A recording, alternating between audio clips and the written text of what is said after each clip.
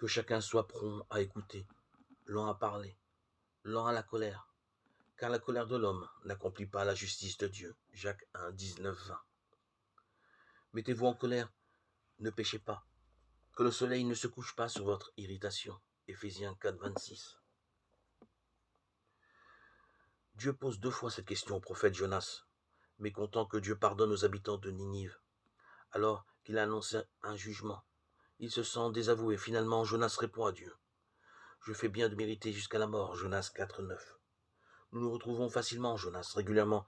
Notre amour propre, non contrôlé, nous fait céder à la colère.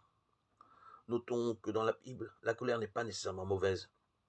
Sinon, l'apôtre ne dirait pas « mettez-vous en colère et ne péchez pas ».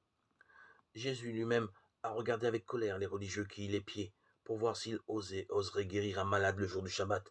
Et l'Évangile nous dit qu'il était attristé de le voir aussi endurci. Marc 3, 5, 6. On ne peut pas non plus être indifférent si on est témoin d'un mépris des droits de Dieu. Cependant, Dieu nous appelle à ne pas nous laisser aller aux manifestations de la colère. La colère est dénoncée lorsqu'elle est le résultat de notre nature pécheresse. Susceptibilité, orgueil, prétention.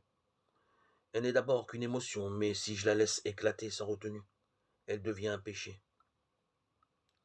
Le croyant a une ressource lorsqu'il sent la colère monter en lui. S'il se tourne vers son Dieu dans une prière, même muette, il lui donnera sa paix.